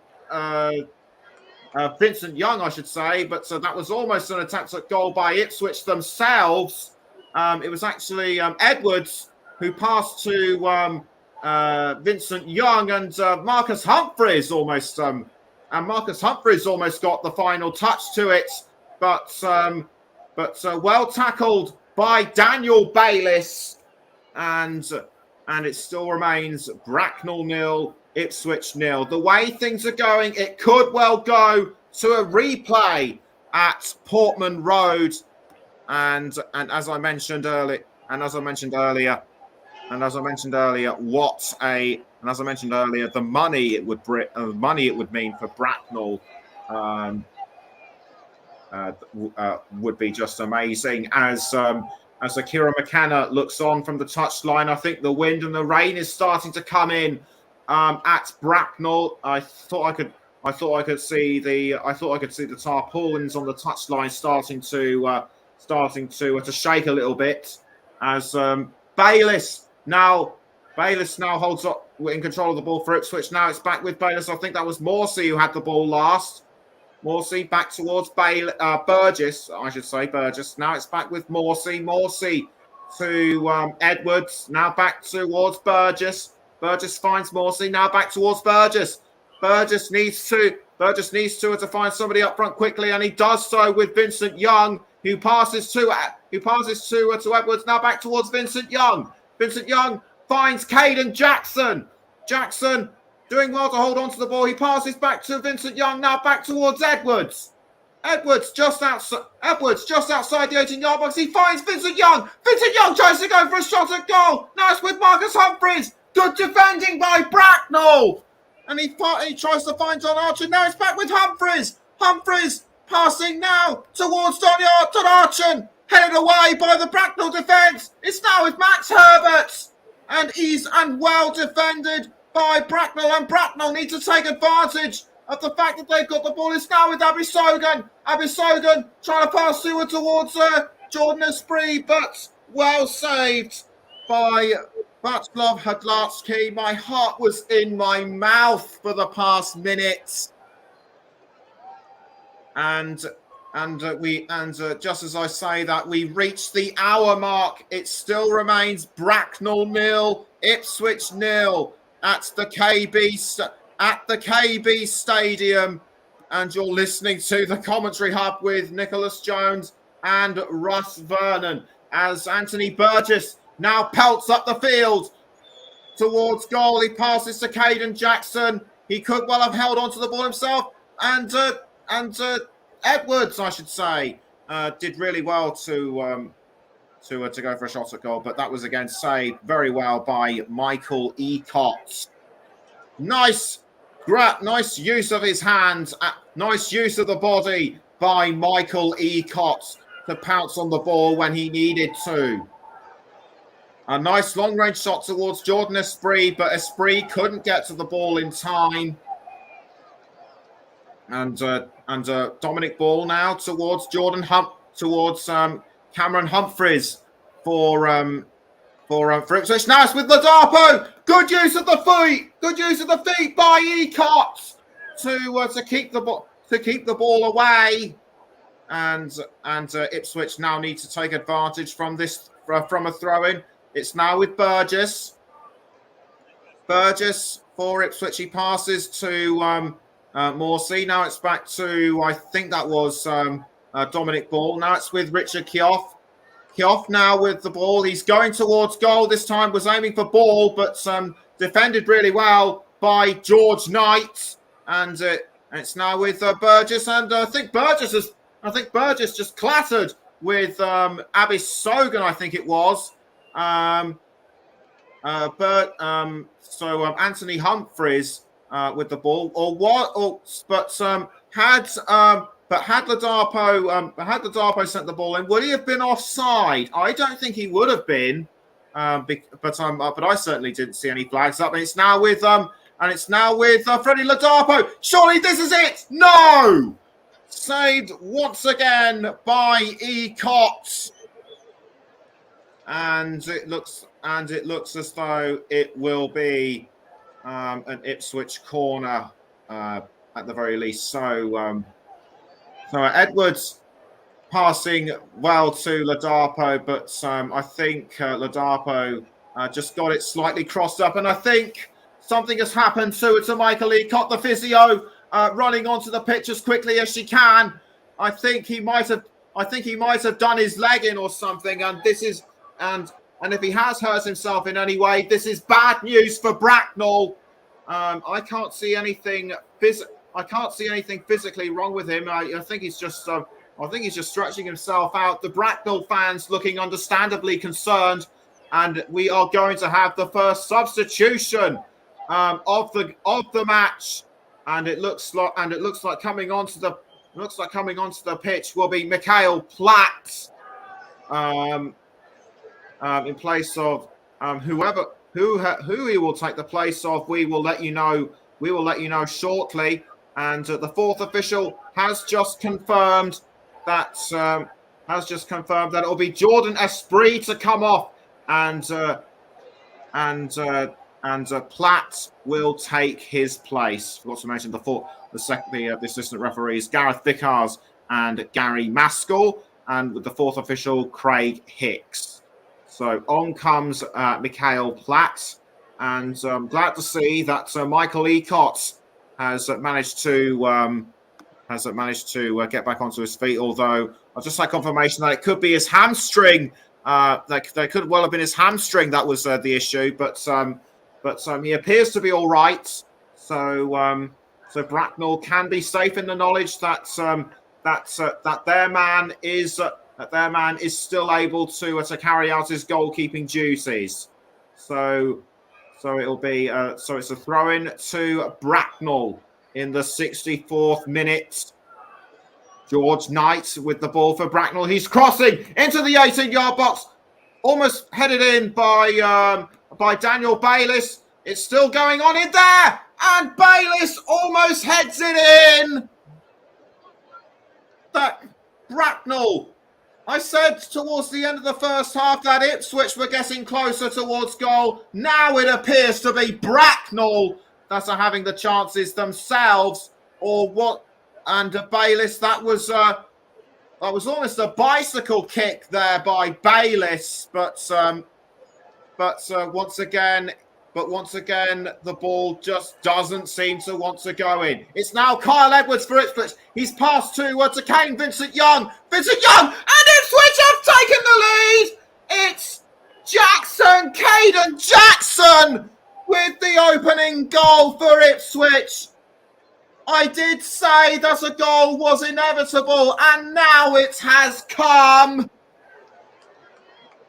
Caden Jackson has opened up the floodgates, and the Ipswich supporters showing their appreciation and approval. Kyle Edwards set up the opportunity. He managed to pass to Vincent Young, but straight away it went in towards Jackson, who just tapped it in without hesitation, and Ipswich have taken the lead. Or was it actually off Vincent Young? I think it might well have been Vincent Young, but I thought that Jackson got the last touch. We'll confirm the goal scorer shortly, and Bracknell need to regroup, but Ipswich appear to be on a roll right now. It's Freddie Ladapo, and I can actually confirm that it was a Bayliss own goal, and that is not what you want, to see for your team. So very disappointing at this stage right now for Bracknell, but they really need to pull their socks up and get themselves back into this. But like I say, Ipswich appear to be on a roll, and no way are they going to be slowing down anytime soon. They could well be going in for another opportunity, but Bracknell have wise to it this time, and the ball has gone out of play for an Ipswich throw-in. With almost 20 minutes to go, it's now Bracknell 0, Ipswich 1.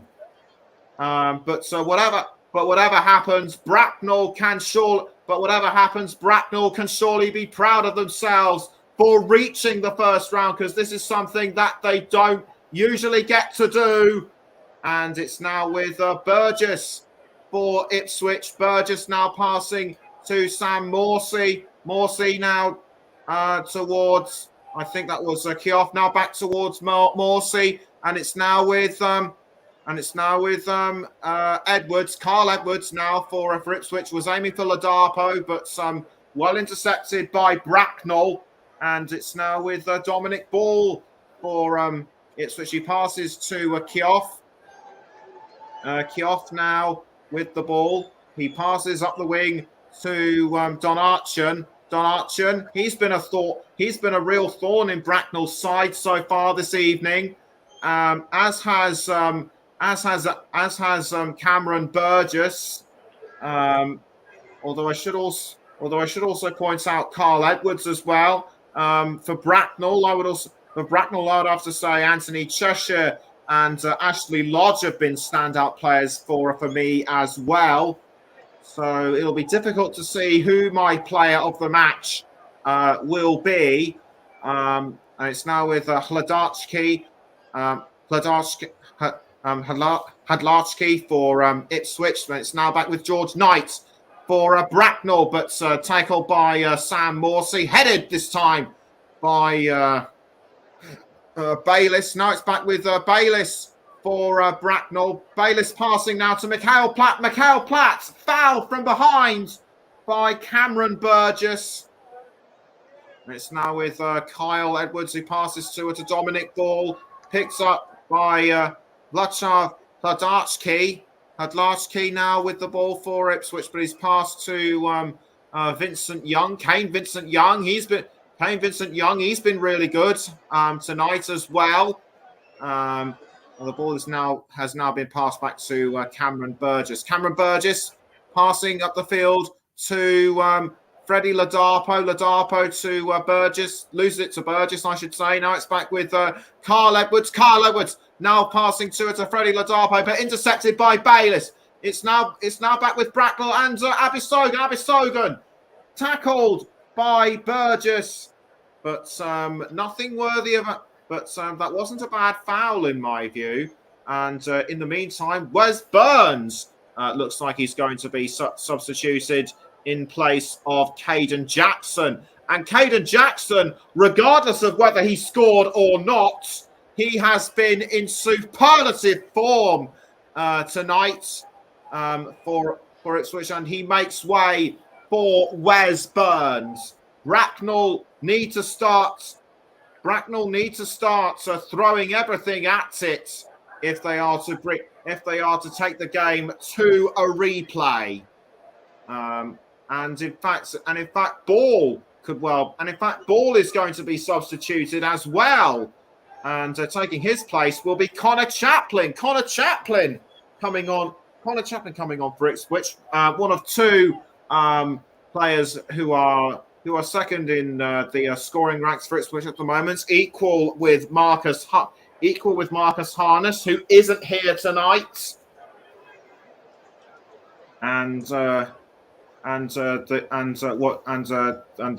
faces on Bracknell have now turned to possibly tension at the SB Stadium, but Ipswich still managing to keep control of the ball. It's now with Carl Edwards. Edwards loses it to Bracknell, and it's now with but Ipswich have managed to take the ball back. It's now with Anthony Humphreys. Anthony Humphreys doing well to hold. Anthony Humphreys now passing to Sam Morsey. Morsey towards Don Archon. Don Archon now finds Anthony Humphreys, or should that be Wes Burns? No, it is Wes Burns who passes back to Don Archon. Now it's with Sam Morsey. Morsey was aiming for Burns, but Bracknell were able to tackle this one with ease, and it's now gone to Cameron Burgess. Burgess now passing it to Freddie Ladapo. Ladapo to I think that was to Don Archer. Now it's back towards Ladapo. Ladapo passing it to Morsey. Now it's with Cameron Burgess. Straight now towards Anthony Humphreys. Humphreys crossing to Kane Vincent Young. Vincent Young going for another opportunity, and Ladapo makes it 2 for the Tractor Boys. Surely now the game is beyond reach for Bracknell. They've played their hearts out, regardless of what the result will be. But the Tractor Boys' top scorer Ladapo has made it 8 for the season. To me, that goal was never a doubt. Great teamwork by Ipswich, none more so than by Kane Vincent Young, and Ladapo just didn't need a second invitation. He just pounced at the right time. He just pounced at the right moment, and Ipswich are now 2 goals to the good. Just taking another look at that superb tap of the foot by Ladapo. It looks like it's all over for Bracknell now. But like any club at this stage of the competition, they will never give up. And it looks like they're not going to give up just yet. As Ecott does well to keep the ball out of Bracknell's goal. Now it's with Mikhail Platt. Mikhail Platt now going into the 18-yard box, bundled from behind by, I think that was Janoy Donarchon. Donarchon tackled him from behind, but nothing given against anybody. Ladapo still trying to hold. Ladapo with the ball now for Ipswich. Now it's with Humphreys. Humphreys now trying to now trying to create an opportunity. Can he go for a third? The answer is no, as Bracknell tries to tackle it off, but it's now with Edwards. Could Edwards make it 3 for Bracknell? He's now passed to Anthony Humphreys, and that's with Kane Vincent-Young. Kane Vincent-Young passing back to Humphreys. Humphreys now finding Morsey, now back to Humphreys. Humphreys now passing to Humphreys. Now it's back with Kane Vincent-Young, and it's 3 this time for Ipswich. But will it count this time? I don't think it will. It's offside. It won't count. I thought the angle was a bit iffy, and Vincent-Young, he was just a fraction ahead of the Bracknell defence. So at the offside decision, very much the right one in my view, and that's something else we like about this kind of competition. No VAR to try to make things more complicated. And a Bracknell player has gone down. Could it be because of the hamstring problems that afflicted his teammate Michael Ecott? It looks like it was Abby. It looked like it might have been Abisogun that was receiving medical attention on the pitch, or should I say treatment. A couple of Bracknell players are looking to be substituted, and they need to come on quickly if they are to turn things around for their side. But with less than 15 minutes to go, I don't see how they can do it. But then again, I could be wrong. Some of the young fans getting in on the act as well. That's great to see. Fans of a local club, young and old, showing their appreciation. And it looks like Abisogun will be led away. He's taken off his boots. He's hobbling about.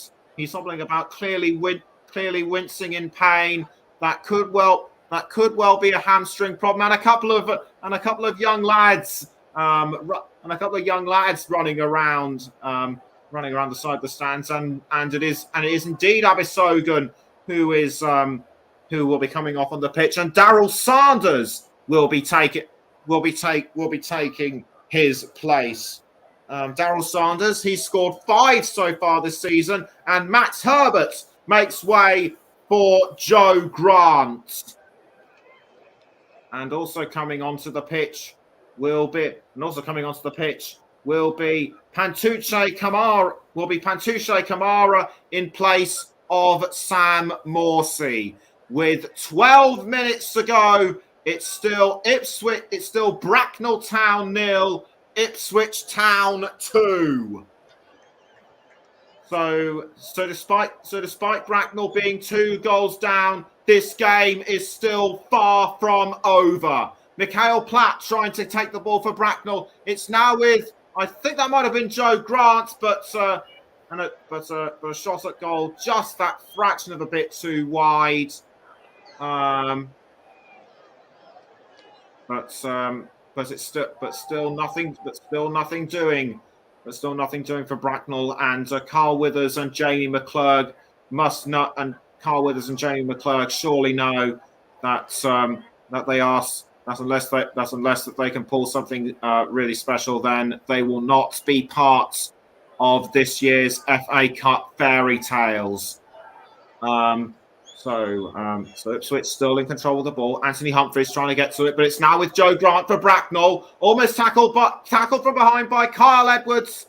But the referee quickly intercepting. The referee trying to quickly bringing proceedings to a halt before it turns into something nasty, and it will be I think Lodge to take the free kick. No, in fact it isn't. It was Daryl Sanders. Lodge going for the possible, trying to bring the game back into it, but well defended this time by Ipswich.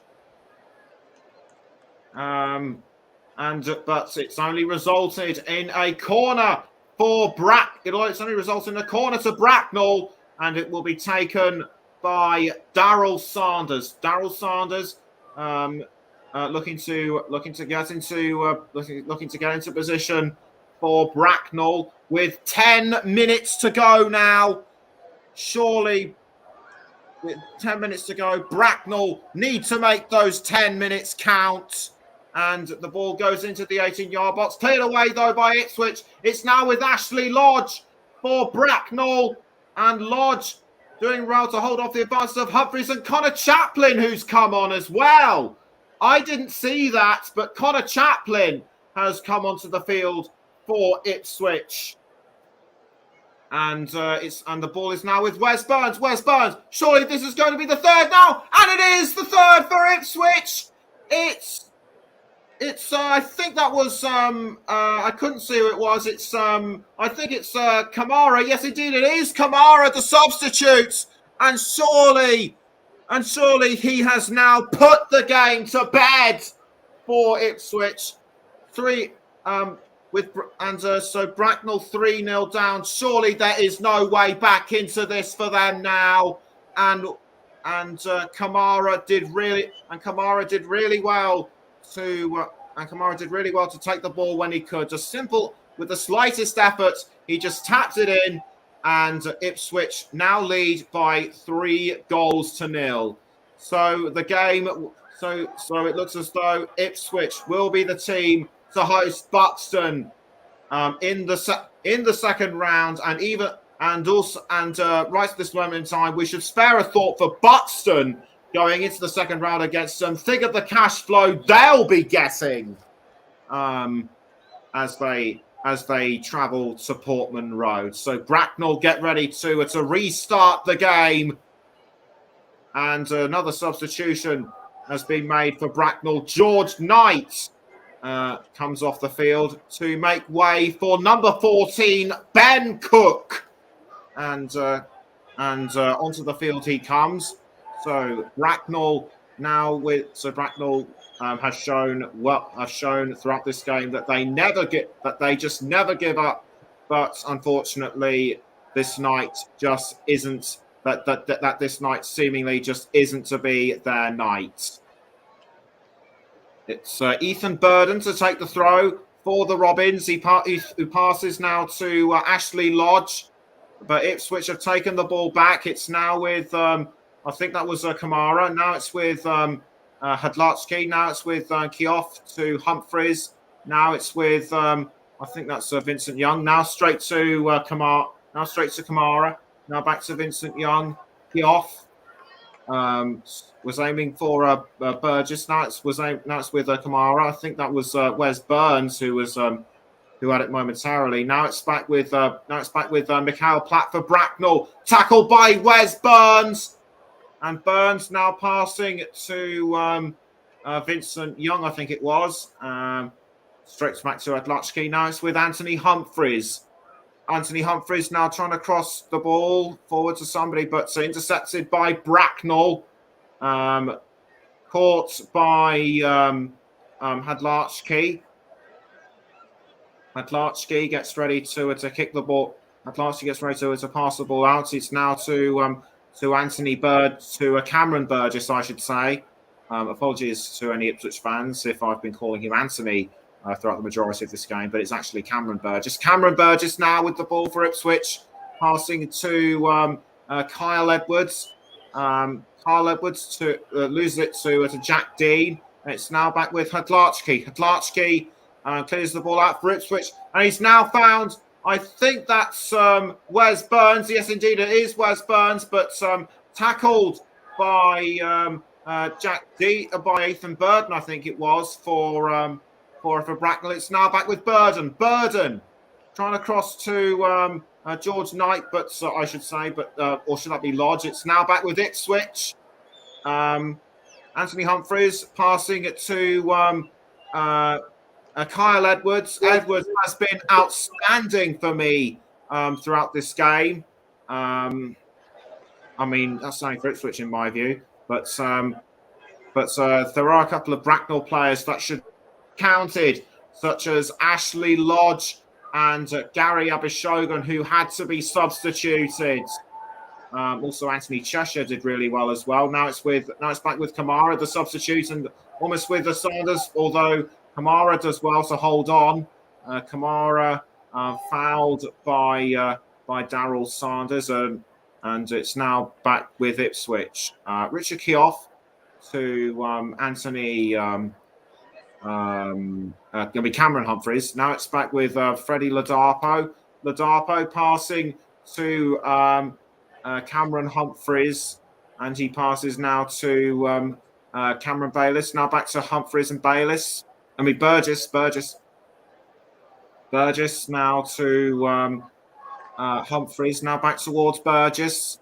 I can definitely think about, and I'm being reminded to pick my player of the match, and it is a tough one right now as Mikhail Platz now passes to Cameron English. Cameron English for Bracknell does well to hold off Connor Chaplin and Yanoi Donachin, and Cozy's been sticking out in my mind quite a lot throughout this game. I'm going to give my player of the match, sponsored by Commentary Services, to Kyle Edwards of Ipswich. He has been a real thorn in the side. He has been a real thorn in Bracknell's side throughout this evening. His persistent nagging and an exceptional team play has really contributed to it. As Ladapo makes way for Gerard Bruabo, and another substitution is going to, and it looks as though another substitution is being made for Ipswich as well, just before the Bracknell Town corner, and it will be Yanoi Donachin who will make way for I think Edwin Agabje. Agabje makes his way onto the pitch as Bracknell take the corner, punched away by Vlachov Hadlatsky. Who do you think your player of the match would be? Who do you think your player of the match will be? Do please get in touch with us and let us know as we near the 90th minute of normal time. For Bracknell, they've done all they can to hold up Ipswich. They were mighty against them in the first half, but as soon as Ipswich built up their momentum, they just couldn't keep up with them. Surely a consolation goal is all they can manage right now, but even that is seeming to be unlikely for them. So. But the ball is now gone straight to Michael Leacott in goal. Kane Vincent Young. He came a very close second, in my view. But Carl Edwards has been the one that's done it for me tonight. But I should not discount the Bracknell players, as they have put on a show. As they put on a show against Ipswich, that'll be well worth remembering, and great hosting, of them. Russ has told me his player of the match is the Bracknell goalkeeper Michael Leacott. You know, he's been doing, and he said he's been doing his best to keep the score down. We'll ask him a bit more about this. After full time, as Bracknell had the ball momentarily, but lost it to Ipswich, and it's now with I think it's with Joe Grant, but he loses it to Cameron Humphreys. Now it's back with Ipswich and Kamara, straight now to Connor Chaplin, and it's now passed to Agabje. Evan Agabje now to, I think that's Kamara. Kamara now back to Agabje. Now it's back with Kamara. I think that might have come off I think that might have come off Buarbo, I should say. Now it's with Cameron Humphreys. We're into the 90th minute. We'll find out how many minutes have been added on, and just as I say, it's 3 minutes have been added on. Bracknell will need to make those 3 minutes count if they are to at least get a consolation goal. But throughout the past 35 or so minutes, it's been all Ipswich. Chaplin passing the ball now to I think that was Kioff. Kioff now to Humphreys. Humphreys now towards Hadlachki in goal, and he's now found Cameron Burgess, almost tackled from behind by I think that was Ben Cook. But Ipswich do really well to hold on to the ball. It's now with Kane Vincent-Young. Kane Vincent-Young has entered the 18-yard box. He's trying to hold off. Grant, but can't. And it'll be a throw-in to Ipswich with 2 minutes to go. Vincent-Young throws towards, I think that was Kamara, but well defended by Jack Dean. In fact, it was Buarbo, the substitute. And it's now gone to Michael Ecott in goal. Ecott kicks the ball out of the goal. He's now found, I think that was Caden Jackson, or was it? No, I think it was Dominic Ball. But the ball's now cleared out of goal once again by Ecott. Take nothing, as I keep on saying, take nothing away from Bracknell. They have put up an incredible performance, which I am sure the fans and management can be very, very proud of, and also the chairman, Kane Steinborn-Buss. Kane Steinborn-Buss should be proud of how his side has performed as well. Offside against Ipswich. At least that's what I think it is. So it'll be it will be a throw into Ipswich. I called this completely wrong. So a throw into Ipswich to be taken by Buarbo. Buarbo throws to, I think that was Kamara, saved by Ecott. Ecott, I have to agree with. I actually see Russ's point on why Ecott is his choice for player of the match. He has performed superbly in goal, and you don't see players like him, and you don't see keepers like him in the Premier League. But we're now into the last final few seconds of this game. It's surely it'll be over now. And there it goes. What a game we have witnessed on the commentary hub. Ipswich go through to the second round, where they will host Buxton. Bracknell Town, they played their hearts out. They played like they were a team. They played like they were a team several leagues ahead of them in the first half. But once Ipswich started to ramp up under the pressure, unfortunately, they just caved in. Final score at the SB Stadium: Bracknell Town 0, Ipswich Town 3. Thank you very much there to Nicholas Jones, who will get his final thoughts on the action very, very shortly. Before I go through the rest of the scores, some comments we had coming in throughout that second half and throughout the evening today. So a big thank you to everyone that got involved. Atola Rock and Roller said, "You guys do a fantastic job." This was just on 9 p.m. in the UK. Said he just got home from a night shift in Australia, and he's going to keep back and listen to our commentary. And he says, "Good luck to England on Thursday in the T20 semi-final in the cricket as well." And he said, "Great call on the first goal for Ipswich from our man Nicholas Jones."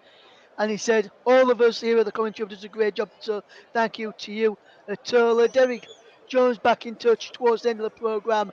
He said, "Brave display by Bracknell for over an hour, but in the end, the difference in class told." And that's absolutely spot on there. Derek, I've got to agree with you there. Let's go through some of the other scores that have took place today or taking place right now. In the National League North, we finished Bradford Park Avenue 1, Peterborough Sports 2. The National League South is still Chelmsford 0, Dover 0. Almost end of that game now. In the Premier League 2, just to tell you, finished Leeds United under 21s 4, Newcastle 2, Sunderland 1, Southampton 3, Chelsea 3, Tottenham 0, Stoke 4, Derby 0, West Bromwich Albion 1, Nottingham Forest 5. Nottingham Forest finished the game with 10 men. West Ham United 3, Wolverhampton Wanderers 1. In the Professional Development League, also under 21s, it finished Wigan Athletic 1, Barnsley 6, and Hull City 1, Coventry City 0. In the Euro under 17 qualification first stage, Cyprus 1, Serbia 3. In the Liga Portugal on 60 minutes is Chaves 0, Santa Clara 1. And in the game between Real Vallecano and Real Madrid in La Liga is going to Real Vallecano 3, Real Madrid 2. Real Madrid were trailing in that one, brought it back to were then leading and now losing to 10 man. Real Vallecano had Irola Sintoff on 61 minutes. They've played 81 minutes, come towards the 82nd minute in that one this evening. Fantastic display as from Bracknell, and a brave display as well, as Derek Jones alluded to in the live chat this evening. Thank you for your comments this evening, Derek. Before we go, I'm just going to go and back to Nicholas Jones and just ask him one or two questions before I give my reason for my player of the match. Well, Nicholas Jones, fantastic commentary, my friend. Fantastic work. What was the reasoning behind Carl Edwards getting your player of the match this evening? He was just a real nagger for Ipswich. I say that because I say that because he really nagged. He was really persistent and nagging towards Bracknell, and he was also really good at setting up goal scoring opportunities in the first and second half. And in the end, his persistence paid off. But as I mentioned earlier, Kane Vincent Young also came close, as indeed did the likes of Caden Jackson, and also the substitute Pantuche Kamara. I also had a few Bracknell players in mind, none more so than I think Max Herbert, who was substituted in the second half. Ashley Lodge, he did really well. He did really well for Bracknell as well. It's just a pity we didn't see much out of Jordan Esprit, although Cameron English made up for us as well.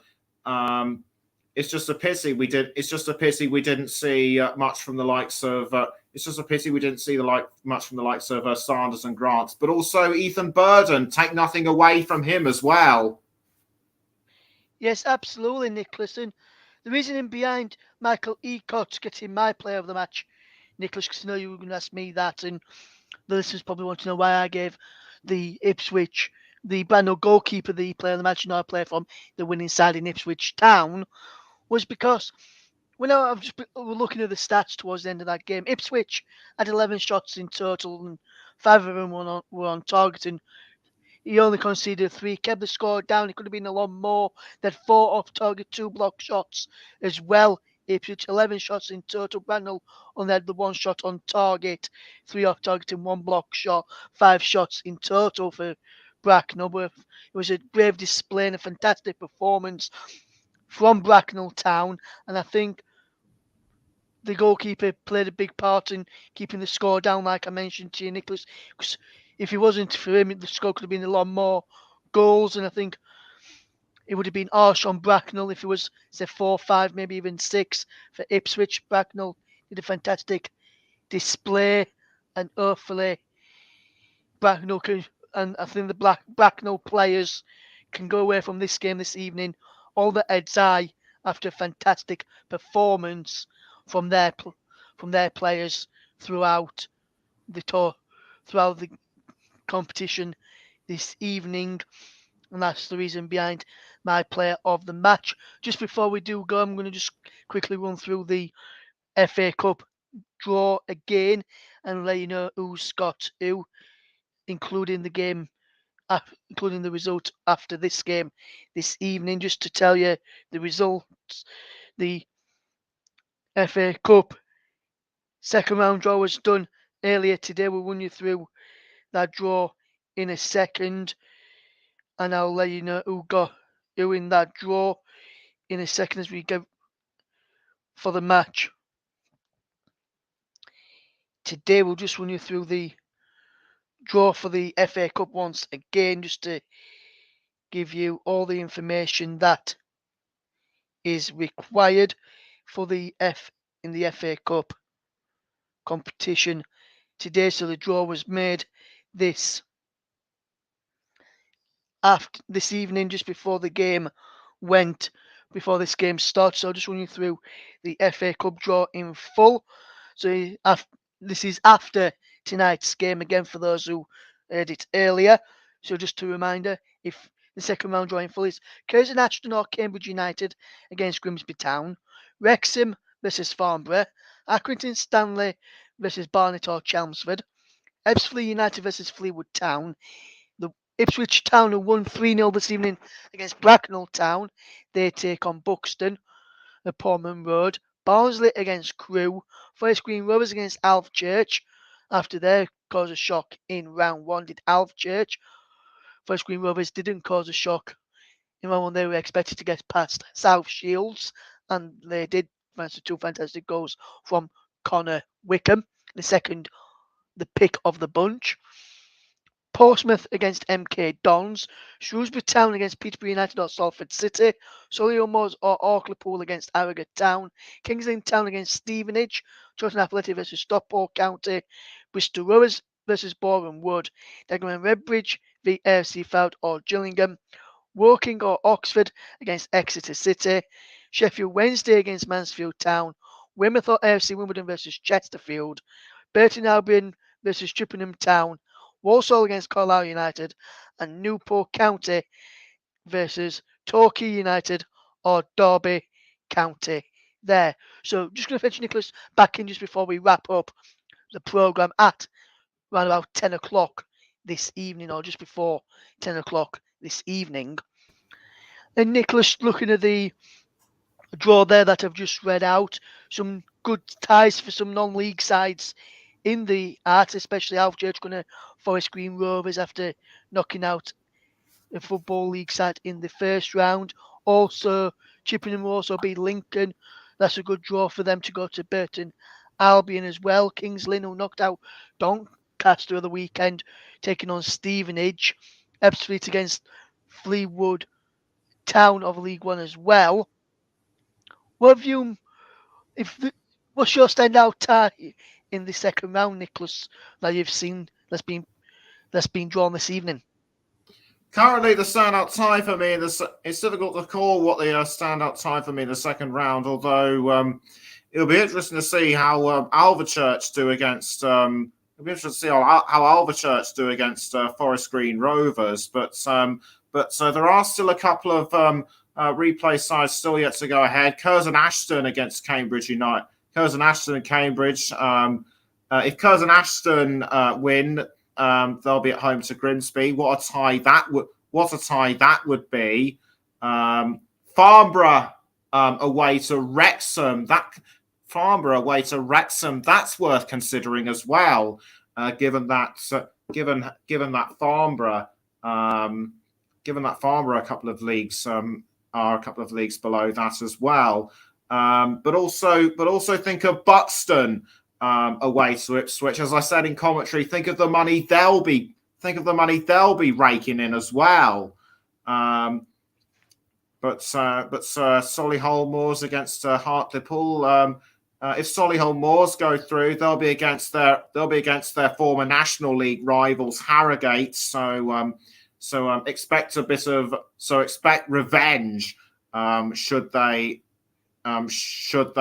should they get through.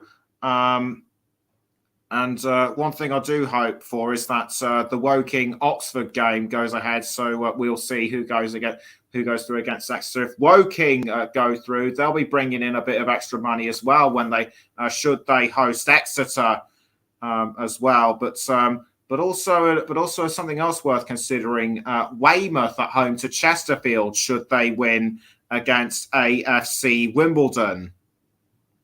Yes, absolutely, Nicholas. Big thank you for your contribution tonight and fantastic commentary once again, my friend. Big thank you to everyone that's tuned in as well this evening. From myself and from Nicholas and from the rest of the team here at the Commentary Hub, big thank you to you. Hope you've all enjoyed listening in to our coverage this evening. From myself, from Nicholas, and from the rest of the team here at the Commentary Hub, thank you very much for listening. We'll see you again soon. Take care.